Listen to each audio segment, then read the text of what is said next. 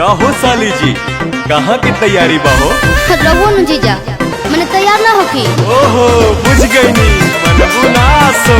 हाँ जी।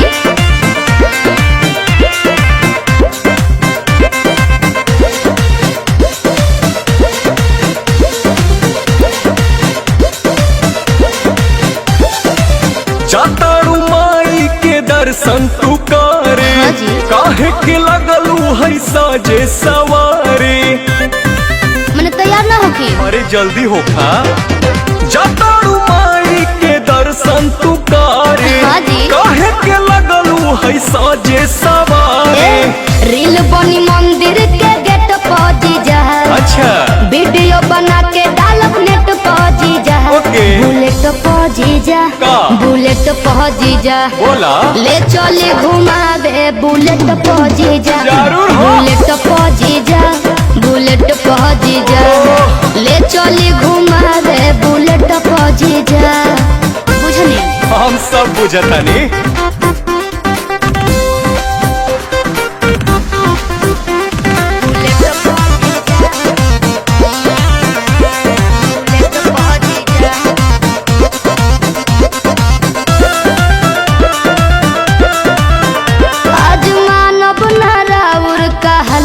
जीजा सूट पहन के तैयार बनी ललका जीजा। अच्छा ठीक बा।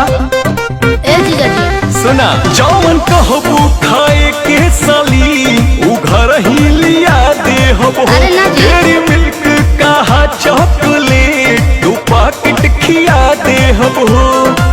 मानम ना हम चॉकलेट पा जीजा। अरे चाउमीन चाट के प्लेट पा जीजा।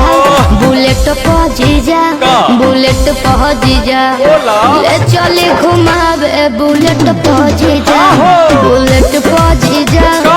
बुलेट पा जीजा। ले चले घुमावे बुलेट पा जीजा। अरे भागत काहे बनी?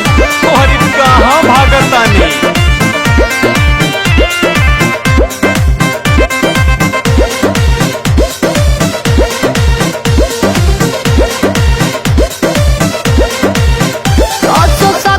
पंडाल में घुमा दे जी। हाँ। जीजा बिमल से ये श्रद्धा पूरा दे जी। ठीक बनू फिर कुछ ना कहो। अच्छा सुना जयबू माई के दर्शन करे की का वीडियो बनावे जाइबू। माना बतिया बिना पांडे के का मोबाइल भूलावे जाइबू।